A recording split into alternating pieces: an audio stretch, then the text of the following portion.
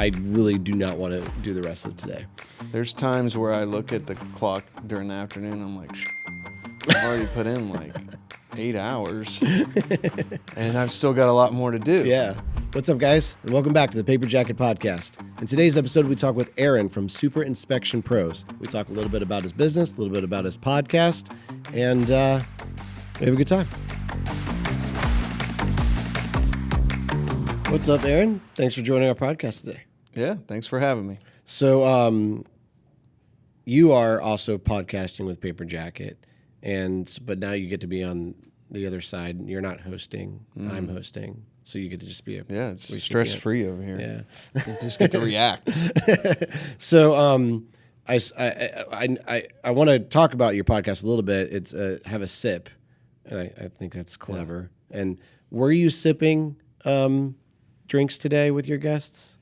Well, they were just water. They were just water, right? It wasn't late enough in the day. The whole point is to have bourbon. Drink. Like that's the whole point of your podcast is so you can have an excuse to have bourbon. Smoky room, podcast situation. But no, we decided to start at 9 a.m. Yeah, 9 a.m. So it was coffee to begin, and then switched over to water. All right, well. So, but yeah, Have a Sip. It's a play on Super Inspection Pros, which SIP is my acronym. So it just kind of fit. We threw it on a coffee mug, and it was. It is good, and because naturally, like, we also are a podcast where we like to sip a few things. But I'm also just not in the mood to have anything but water. But we made it look cooler with our mugs, I guess. Are you? Do you have coffee right now? I just finished mine. I needed my afternoon coffee. Yeah, pick me up, a little stimulus. I will be getting that before our next podcast today. Yeah. Well, I'm an early riser. I get up at like 4 o'clock. That's stupid. I know it is. It is. But if you're purposefully, I purposely do. Hold on, an alarm set for 4? Yeah, every day. Not on the weekends. I'm not crazy, but I do it to get ahead. Is it 5 a.m. on Saturday? It's usually about 6 because your body clock just can't get off that out of whack. Yeah. So I'm usually up early anyways on a weekend, but yeah, you can get ahead. It's quiet time to work. True. I work for myself. I'm an entrepreneur. You got to get after it. And so I steal time in the morning to get ahead of my day. That I respect very much. And I'm envy it a little bit. I don't think I'll ever be able to do that. Yeah, it's like 4 a.m., dude. It's like if I have to wake up at 4 a.m., which is I've had to do before, or I've done that before, and I just got a head start to the day. I'm done by 9 a.m. Yeah, I'm like I really do not want to do the rest of today. There's times where I look at the clock during the afternoon. I'm like, I've already put in like 8 hours, and I've still got a lot more to do. Yeah. But I got used to it working at Costco years ago, and we worked merch in the morning, and you had to be there at 4. Yeah. So that was a 2:45 wake up, and you just jumped out of your sheets, threw your clothes on, and ran out the door. So you embraced it, where I think, so I used to work at Dunkin' Donuts back in the day. Yeah. One of my first jobs. So I went to college and then became a donut finisher because I'm a millennial. And I had to start making the donuts at 12 a.m. You're the time to make the donuts guy? I am that's exactly what my dad would say every night. Yeah. It was like, good time to make the donuts. I hated that portion of my life so much. But it felt like I was sleeping, and when I finally stopped doing donut finishing, became like a manager, but I'd still go in at 4 a.m. I felt like I was sleeping in. Yeah. The moment I quit Dunkin', it was like this, like, you will never do this again. And maybe I've just held true to that mindset, where you embraced it. As I progressed during my own business, I just needed time. Where else was I going to take it from? I'm not an after work guy. Like my mind's toast. Yeah. That's not when I'm going to do my best. That's true. Work. That is true. Yeah. So I was just like, well, there's only one place to get it from. And I figured, what was I doing anyways at 9 o'clock, 10 o'clock at night? Sure. Watching crap TV. Yeah. Eating bad calories. Yeah. And so I just shifted. I went back to that lifestyle. Now you're starting to convince me that, like, hey man, it's time to grow up and start waking up at 4 I got, and I actually have been considering that too, because I know another guy who wakes before 4 a.m. Also an entrepreneur. He says he gets everything done by 9, so that then he spends time with the kids. His kids are homeschooled, so he's helping out with that. And I'm like, that's not a bad, strategy in helping with family and young kids and stuff like that. Yeah. So, well, by this time next year, we'll do another podcast, and we'll find out. Check in on you, see if you're at 5:30 yet. I probably won't be. Well, if you want to be a millionaire, which don't we all want to be? Yeah. The 5 a.m. club. Check it out. Oh, I know about that. Yeah. And probably will never be a millionaire. It's not all about money. No. Yeah. All right, but let's talk about SIP for a second. How long have you had the business? So it's 8 years, 2017. So it's 8 years now. So what? And I don't know. You mentioned Costco, but what were you doing before becoming a home inspector? I did insurance inspections, 2011, and I probably quit doing that in 2022. Okay. So I kind of did both for a while. Yeah. Because I had to build mine. Right. And so I slowly leveraged out of that over the course of probably about 3 years. Help me understand insurance inspection for houses. Yeah. So anytime. Isn't that what a home inspector is in many ways? Well, it's different. So anytime an insurance policy is written, they do an inspection of the property. Most of the time, it's just the outside, the roof, and most people don't even know it's being done. Sometimes they'll go inside and do an interior inspection. They'll do a 4-point on their side of it, and that's the roof, HVAC, plumbing, electrical. Right. And they're just making sure they're on a good risk. Yeah. That's it. Yeah. And that's what I did for them for about over 10 years, about 20 different insurance companies in the state, and that's what got me going. Yeah. So, why did you want to do home inspection versus that? Well, I was limited by the amount I could do and what I could earn. Got it. So I, as I built it, I eventually maxed out, and there was no more room to go. Right. And so I'm like, well, this is pretty similar. Let me look into, home inspection. And then I didn't know, at that point, this is early on. Oh, you got to get a license to do that. Okay, you take the license test, and now you're approved to do it or licensed to do it. But now you got to grow the business. And so that was it was a lot harder than I thought it was going to be, honestly, to grow it, because it's a very kind of niche business. It's hard to get in. It's hard to stay in, because if you did it cold turkey, there's just, unless you didn't need the income, you wouldn't be able to make it.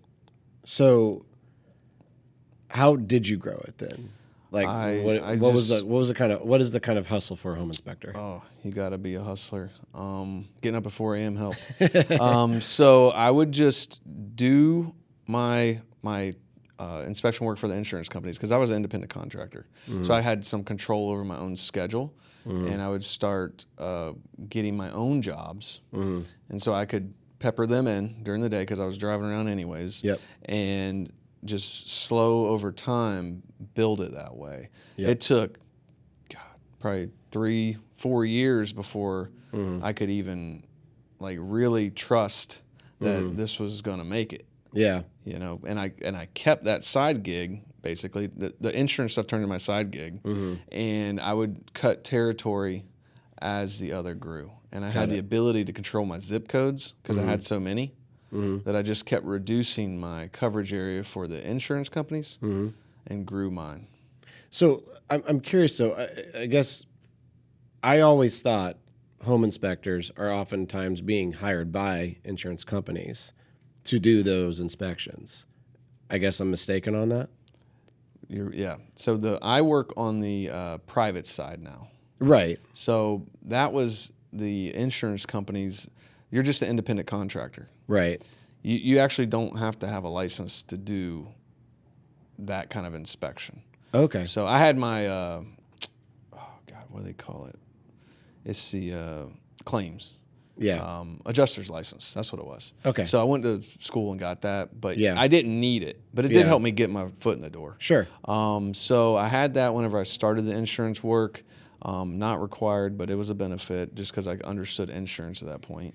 And then in that, it's basically are you qualified by them? Do you take good photos? Do you know what the heck you're talking about? Do you know what you're doing? Are you a good customer service person? You're kind of like a quasi-employee 1099 contractor because they put you through their training and that kind of thing. But you don't have to have your license to do that part. Now, if you hire me as you're buying a house, I can't not be licensed to go do that for you. So I guess it's that they're giving the consumer that layer of protection. Right. Yeah.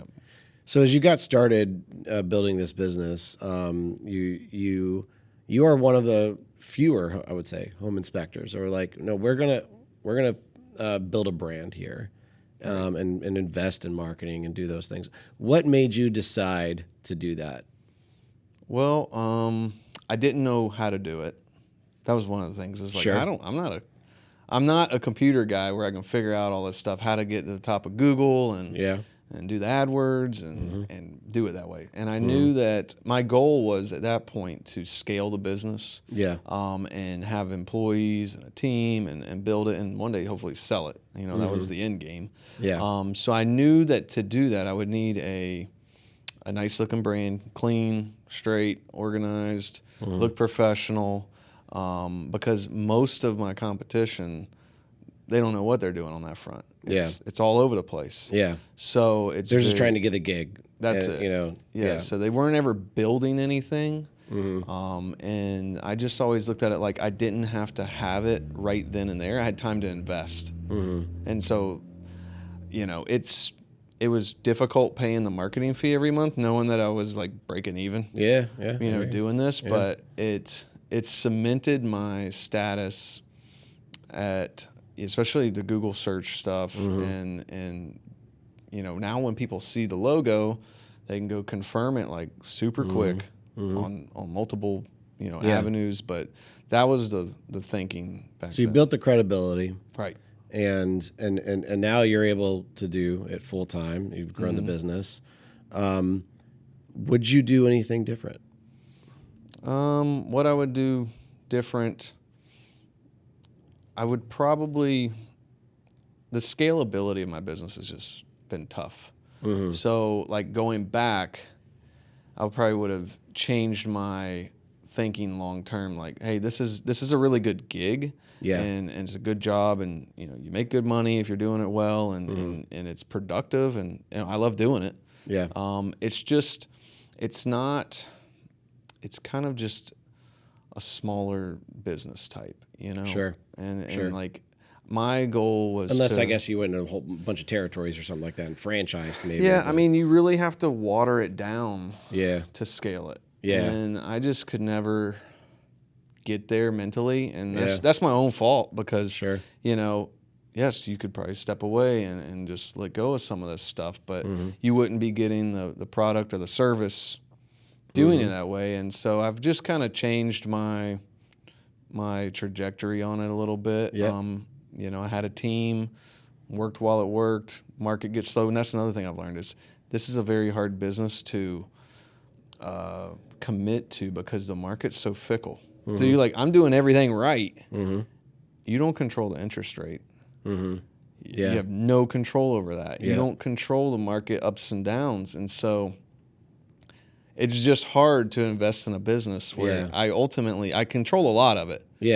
No doubt. But man, when it gets slow, it just, what do you do? That makes a lot of sense. The housing market it's a beast because it is like, it's constantly happening, but the flow of it is just incredibly random. Like how many realtors were really earning their money back in 2021 versus now? They didn't have to hustle to sell a home for an amazing commission. But now it's like, oh, there's no home selling. It's like, no, just spec to normal in certain ways. So I'm guessing a lot of realtors and stuff like that. Yes, I deal with them being in your industry every day. Yeah. So, what is your opinion of the housing market right now? I think that the people who were pros that had a business have stuck around.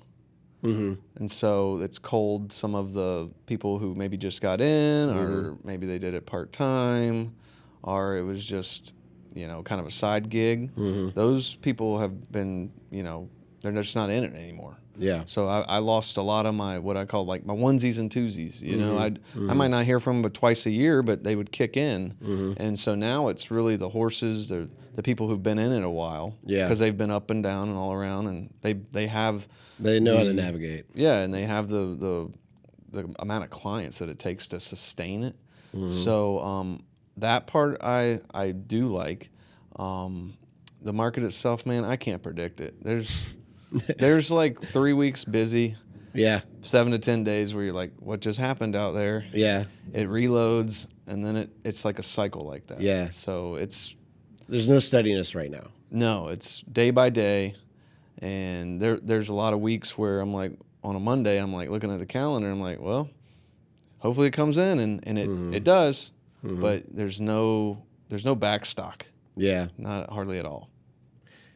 When it comes to other home inspectors you've seen trying to grow their business, what did you want to do differently than them, and what do you feel like they were not doing well? I wanted to build the image, the clean logo, just all of the detail stuff. Yeah, I couldn't stand like the messiness of their marketing and messaging, and even some of their logos. Like, they all have a house, they all have a magnifying glass. It's all the same. Yeah. And guess what I came up with before I went to New York Ave? It was that same type of thing, you know? And so I'm not some genius doing this. It's just they cleaned it up. Right. So they got me where I wanted to be on that front. Sure. What are they not doing? I would say, a lot of them aren't people persons. Sure. And so you got to deal with a million personalities in this business. And if you're a real hardline guy or difficult to work with, man, it's... What makes a home inspector difficult to work with? I'm curious. Rigid, just real rigid. Everything, you got to deliver news, whether it's bad or good, pretty flat.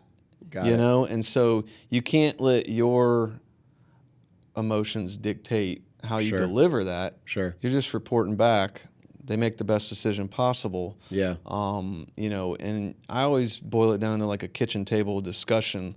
Like, all right, here's what's coming up due.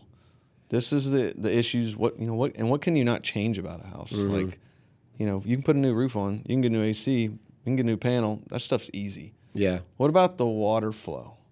What about the type of siding material? Is it a pain in the butt to maintain this wood siding? Yeah. Yes. Yeah. If you don't want a high maintenance home, this is part of this house. Yeah. So it's getting down to that level, just relating to people. You got to just know how to talk to them and read them, and just don't blow it up either way.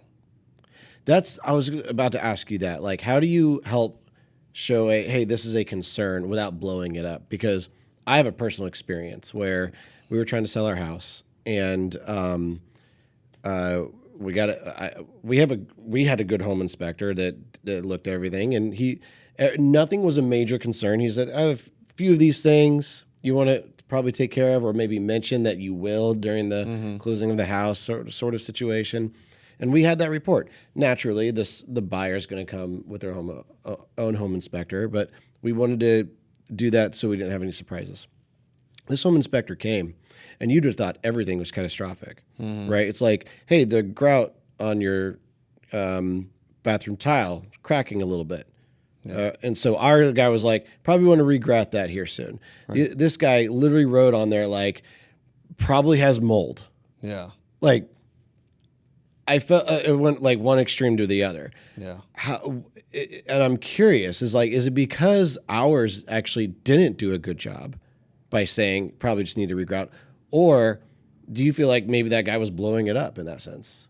I let the pictures do the speaking as far as, if I'm going to make a claim like that, I want to have some real good photos. Sure. So, and I'm checking the back side of that wall, like if I'm super concerned about it. But you just don't mention some of these, there's the 4-letter word mold. Yeah. People freak out about termites. There's asbestos, stuff like that, because that sets off alarms. Yeah. If it's there, that's great. You don't have x-ray vision. If the shower looks like what, then obviously I'm going to be like, dude, I suspect moisture damage here. Sure. Because what we're basically protecting ourselves is, what happens when they rip open that shower and then there's moisture damage, there's mold. So that's probably, that's where that guy's fear is coming from. Yeah. But I mean, every shower, bathtub situation, I can write caulk up all day long. It's a maintenance type thing. Yeah. If it's a normal application, I don't make too much of a big deal about it. But, it might have been a newer inspector. They are taught like crazy, well, what happens if you get sued? What happens if a lawsuit comes? Most of them have never been through a lawsuit, so they don't know. And it's just this fear around it for sure. The schools do that, and yeah, it's scary. Yeah. Don't get me wrong. I've been there and done that. Got the T-shirt. Yeah. So it is scary, and you want to have that language in there, but it's a nuanced deal. Yeah. So I have a lot of that in there, but it's not. If I'm going to make the claim, I'm going to have the photo. Right. Or the data. Yeah. The readings, whatever. That kind of thing. Right. It's an interesting thing because when I hire a home inspector, they're my friend. And when the buyer, or in that situation, hires them, they're my enemy. Yeah. Have you been in several situations where it's like, well, this guy made these claims that maybe are more extreme than you're making, or vice versa, where it's like, this guy didn't have a problem with it. Why do you have a problem with it? How often are you in those situations? It comes up. It really depends on, the people interpreting the report. If they're super highly like detailed and like very like just nerd out on some of this stuff, then it can go badly because they want to know every little thing. Yeah. And sometimes it's like, bro, this is just a house. Like, this is every house up and down this block. Yeah. And, sure, if you're going to nitpick it to that degree, you're going to have a problem, especially if you're buying an older home. That's where setting up the expectations comes from. Hopefully the realtor did that on the front end. Like, hey, we're having a home inspection. This is a 1960s home. There's going to be a lot of stuff with it, but that's just the way it is. So, if you can set that expectation up, and I try, people listen, they don't listen, but, I go, hey, look, this is an older home. I'm going to have every little nitpicky thing in this report. And it's going to be long because you got X, Y, Z, right? Yeah. But here's the big items. This is what this house really boils down to. That way they've heard it from me. And then maybe they call into the office or email, hey, I just wanted to go over this again. And I can help walk them back off the cliff, or tell them, no, these are big issues. If you're not going to get this house for the right price, or you don't want to deal with this, then it's not worth it, Yeah. Ultimately, it's a value proposition. Right. Is this house worth it or not to you? Because I can't make the emotional decision, but I can tell you, like, hey, dude, this is what they have fixed up, and, you're paying kind of a premium here. Maybe there's some room. Get the best deal you can get. And if not, walk away. It's just a house. There's a million of them. There's one down the street. 100%. Well, I'll go ahead and close up the podcast here, but I want to ask you a question. As an entrepreneur, as a business owner, do do you regret being a business owner? Do you regret entrepreneurship in any kind of way? No, because I was a bird that had to fly. I had to be free. I worked in like the corporate schedule, not corporate office, but just it was organized. You know, you had your times that you had to be there, in and out. Now I probably work a ton more now, obviously, but I have some freedom in that. Yeah. And with that comes the freedom to succeed and the freedom to fail. But I just couldn't not attempt it. Well, who's the person that's not a good entrepreneur in your opinion? I tell you, it's really hard if you're reserved at taking risk. Yeah. You know, you have to be Teflon when it comes to taking risk. And there's plenty of times where I've spent money that doesn't work out, opportunities that don't work out. But you get back up and you do it again, and you know, but you succeed, and you have to have a high risk tolerance. Yeah, for sure. I would say that's probably my number one thing that I would say, because the whole thing's risky. But then again, working in a corporate setting and for someone else is also risky. You don't control exactly a lot of what's going on. That's very true. There's risk on both sides of it. But let me go ahead and close out the podcast. Hey, everyone, if you haven't listened to Aaron at Super Inspection Pros, you can check him out at Have a Sip podcast. You can find it on YouTube. Also, look them up if you're in the Volusia County area. What all areas do you serve? Do you serve more in Volusia County? Well, so yeah, we're in DeLand. That's our hub. Yeah. Volusia County. That's the county that DeLand is in. But I'd say anywhere within an hour. Okay. We go to. So kind of the between Orlando, Daytona sort of situation. Yeah. Yeah. Sure. Yeah. All right, guys. Thank you, and cheers to you. All right. Thank you.